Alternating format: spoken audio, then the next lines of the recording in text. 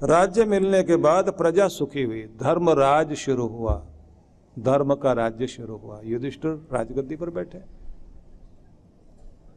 राजगद्दी पर बैठे तो उनका प्रभाव देखिए आगे क्या हुआ। युधिष्ठिर जब राज कर रहे थे, प्रजा के अंदर वो चालाकी, छल, कपट, प्रपंच, धोखा देना, चोट पहुंचाना, बदला लेना, वो सब खत्म हो गया। और एक दिन दरबार लगाकर बैठे थे राजा युधिष्ठिर।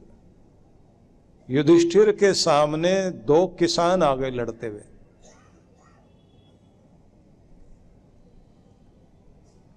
महाराज आप हमारा निर्णय कीजिए, क्या झगड़ा है? महाराज मैंने अपना खेत बेच दिया इस आदमी को। खेत बेचा है तो ये जैसे ही खेत में से पत्थर वत्थर हटाकर और खेत की जुताई कर रहा था तो खुदाई करते करते वहां से सोने का सिक्कों से भरा हुआ घड़ा निकल आया। अब घड़ा निकल आया है तो महाराज ये मेरे पास लेकर आ गया और मुझे कहता है तुमने खेत बेचा था, तो तुमने तो खेत ही बेचा ना, मिट्टी बेची, खेत बेचा, तो ये सोने के सिक्कों से भरा हुआ तो आपने नहीं बेचा था। इतने तो पैसे मैंने आपको दिए भी नहीं, जितना सिक्कों से भरा हुआ मुझे मिल रहा है ये तो आपका, अपने आप पास रखो। तो मैंने इसको कहा कि इस समय इस धरती पर राज कर रहे हैं राजा युधिष्ठिर, और उन्होंने 1000 कष्ट सहे लेकिन धर्म नहीं छोड़ा, सत्य नहीं छोड़ा। महान चरित्रवान व्यक्ति हमारे देश का राजा है। तो ऐसे राज्य में हम रहते हैं। अगर मुझे ये घड़ा मिलना होता तो जमीन तो मेरी थी, मैंने भी खुदाई की है, मैंने भी हल चलाया, मुझे तो नहीं मिला। जैसे मैंने तुम्हें बेच दिया तुम्हें मिला तो ये हक तुम्हारा है। उसने कहा कि मैंने जमीन खरीदी है, सोने का घड़ा तो मैंने नहीं खरीदा। तो जब बिना मेहनत के और बेईमानी से या बिना कुछ किए ज्यादा लेने का चक्कर आता है, उसके कारण व्यक्ति की बुद्धि बिगड़ती है। मेरे घर में गड़बड़ ना हो जाए, मेरे बच्चों की बुद्धि ना खराब हो जाए, तो मैं ऐसा धन क्यों ले लूं जिस पर आपका हक होना चाहिए। वो कहता आपका हक है, वो कहता आपका हक है। राजा युधिष्ठिर से बोले अब आप निर्णय करो। राजा युधिष्ठिर ने दोनों को देखा, देखने के बाद बोले ये बताओ कि तुम्हारा उम्र कितनी है? उसने कहा साहब मेरी तो 60 के लगभग हो गई। दूसरे ने कहा मेरी 58 साल की हो गई। अच्छा बच्चे कितने? एक ने कहा मेरी एक ही बेटी है, दूसरे ने कहा मेरा एक ही बेटा है।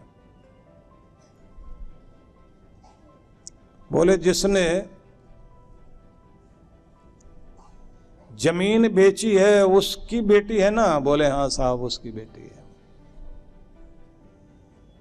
और जिसने खरीदी है वो? बोले उसका बेटा है। बोले घड़ा लेकर आओ और इनको पकड़ाओ। जिसने बेची थी उसको पकड़ाया और पकड़ा करके कहा अब ये घड़ा इधर की तरफ आपने देना है, लेकिन एक बात ध्यान में रखकर, तुम दोनों भले लोग और तुम्हारे दोनों के बच्चे बड़े हो गए हैं, तो क्या एक दूसरे के साथ रिश्ता करना चाहते हो? क्योंकि इतने पवित्र दिल के लोग हैं। बोले साहब बिल्कुल तैयार हैं। बोले तो फिर ये घड़ा बेटी को जाएगा।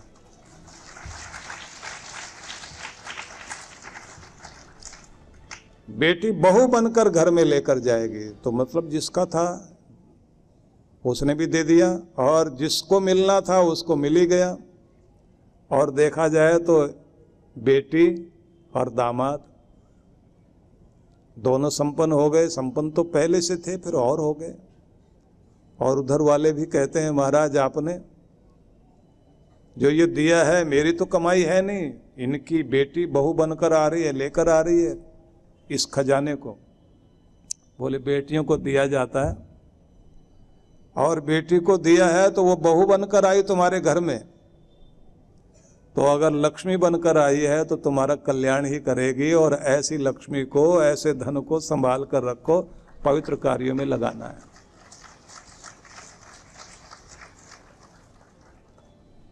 चले गए वो लोग।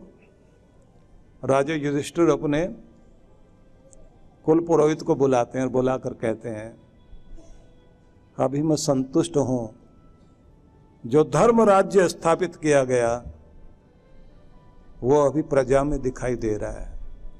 राजा का कर्तव्य है प्रजा में धर्म रहे, प्रजा एक दूसरे का कल्याण करे, एक दूसरे का हक न छीने।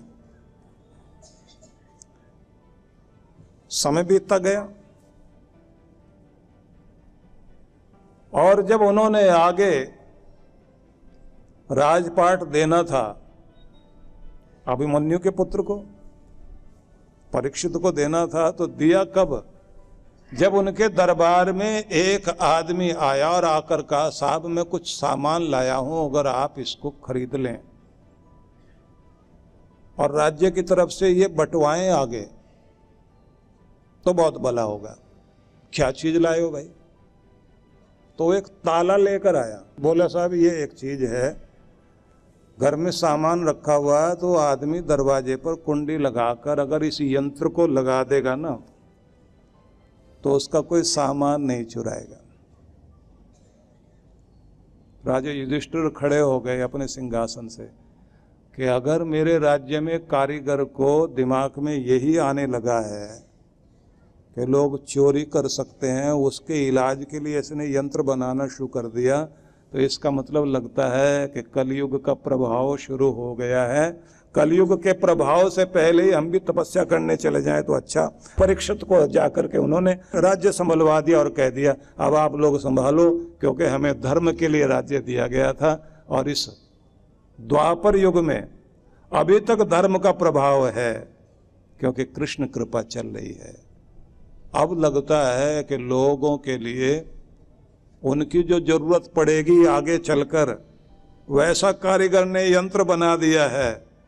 उन्होंने कहा भैया अभी तो इसको लेकर जा, अभी तो हम हैं यहाँ, अभी जरूरत नहीं पड़ेगी, आगे जब जरूरत पड़ेगी, अगला राजा आने वाला है तब देख लेना। और आप लोग जानते हैं अब तो ताला भी काम नहीं करता, अब हम उस युग में जी रहे हैं जहाँ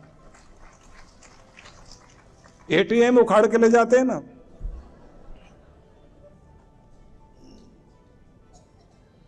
जब तक धर्म से जुड़े रहे, गुरुओं से जुड़े रहे, जीवन में मर्यादा चलती रही, कल्याण होता रहा।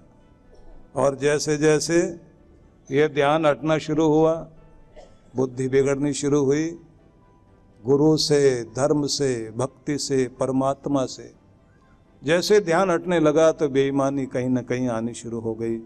भगवान ये कह रहे हैं कि अपनी बुद्धि को सन्मार्ग पर, धर्म में, भक्ति में, योग में लगाने वाले बन जाओ और तुम अपने अंतःकरण में पड़े हुए जो भी अच्छे बुरे संस्कार हैं सबको धोकर साफ करो अपनी स्लेट, अपनी कॉपी, जिससे सद्गति हो सके। जब तक साफ नहीं करेंगे जन्म लेते रहना पड़ेगा, क्योंकि ये हमारे बीज जो हैं ये उगते रहेंगे और फिर दुनिया में लाते रहेंगे, रुलाते रहेंगे, यहाँ लाकर फिर से नई शुरुआत होती रहेगी। तो इससे मुक्ति पानी है, एक ही मार्ग बताया गया है। थोड़ा सा बारीकी से समझने की चेष्टा करना।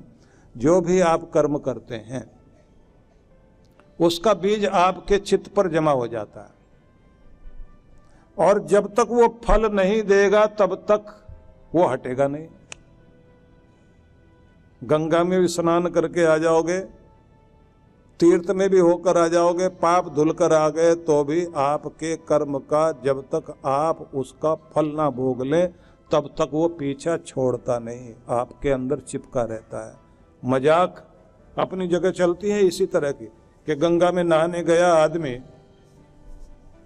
तो पापों ने देख लिया कि ये आज लगता है धोके जाएगा, तो पहले ही उतरकर पेड़ों पर बैठ गए। जैसे वो नहाकर आया तो जैसे नहा के चला, कपड़े पहने, तो वो भी पेड़ों से उतर के उसके कंधे पे बैठ के वापिस आ गए।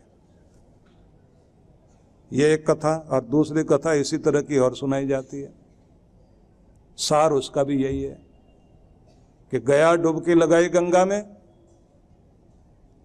डुबकी लगाए, 3 डुबकी, 4 डुबकी, 5 डुबकी, फिर अपने परिवार वालों का नाम लेकर डुबकी लगाई, पूर्वजों का नाम लेकर डुबकी लगाई, सबको तार के छोड़ेंगे। और फिर गंगा से पूछ भी लिया, गंगा माँ बताओ कि सब आते हैं, पाप धोने तो आप धो देते हैं ना, बिल्कुल स्वच्छ कर देते हैं ना। गंगा माता ने कहा बिल्कुल स्वच्छ करते हैं। तो फिर इतने पाप दुनिया भर के आपके पास, क्योंकि कुंभ में जब नहाने जाते हैं लोग तो कितने करोड़ों, इतने पाप आपके पास आते हैं, क्या करते हो? बोले हम भी अपने पास नहीं रखते, बहाकर समुद्र को देते हैं। बोले समुद्र से पूछें जाकर। बोले पूछो। वो समुद्र के पास गया, जाकर बोला सारी दुनिया के पाप बहकर आपके पास आते हैं, आप क्या करते हो? बोले बादल को देते हैं। बादल से पूछा आप क्या करते हो? बोले जिसका होता है उसी के घर में जाके बरसा देते हैं। बात फिर वही घूम के आती है कि बिना भोगे आपका कर्म आपसे छूटता नहीं। जैसे ही वो फल दे देगा अपना तो खत्म हो जाएगा। इसलिए जीवन में सुख दुख है। भगवान कहते हैं छुटकारा पाओ। अब इसका एक तरीका है, वो मैं आपको बताना चाहता हूं। जैसे आप कोई कर्म करते हैं तो उस किए जाते हुए कर्म को क्रियमाण कर्म कहते हैं। जो आप कर रहे हैं, अगर उस समय बुद्धि शुद्ध है तो समझदार आदमी कर्म करने से पहले सोचता है। मूर्ख आदमी करने के बाद सोचता है कि मैंने क्या कर दिया। जो कर्म करने से पहले सोचे उसे समझदार कहा जाएगा, और जो करते हुए भी सोचता है, सतर्क रहता, सजग रहता है, गलती ना हो, शुभ की ओर बढ़ता चला जाऊं, कहते हैं कि वो बंधन मुक्त रहेगा। इसलिए सजग होकर कर्म करना ही बुद्धियुक्त होकर कर्म करना कहलाता है। त्रुटि कोई भी हो, छोटी सी भी गलती बड़ी से बड़ी समस्या पैदा कर सकती है। और अगर आप कहेंगे छोटी सी तो बात थी, अगर छोटी सी लापरवाही, ट्रेन का जो फाटक होता है उसको खोलने बंद करने वाले ने गलती कर दी, कितने लोग मर जाते हैं।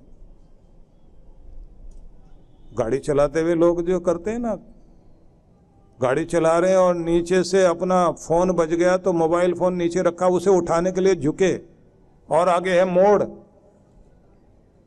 पलट गई गाड़ी। ऐसी घटनाएं घटती हैं। अच्छे गाते बजाते लोग जा रहे थे मनाली की तरफ, फोन बजा ड्राइवर का और वो इधर व्यास नदी है, एक साइड में पहाड़ है, ऊंची सड़क और गहरी खाई में नदी बह रही है। उठाने के लिए झुका नीचे ड्राइवर, और वो तो सर्पाकार रोड होती है पहाड़ों की, तो थोड़ा सा मोड़ में वो तो वैसे हाथ में स्टीयरिंग को ऐसे पकड़े हुए, उसको तो यही कॉन्फिडेंस है कि जैसे मैंने पकड़ा हुआ रोड ऐसे ही आगे है। और एक ही तो सेकंड की बात है, झुके और उठाया, इतनी देर में तो पूरी बस नदी में चली गई। 35 लोग बैठे हुए थे, कुछ ही बच पाए। गलती तो छोटी सी लगती है, लेकिन वो तो अपना रिजल्ट देती है। इसलिए कहते हैं सतर्क रहते हुए कर्म कर रहे हैं तो आपका कर्म आपके लिए दुखदाई नहीं बनेगा, नहीं तो दुखदाई हो सकता है। सावधानी जिंदगी में बहुत महत्वपूर्ण है।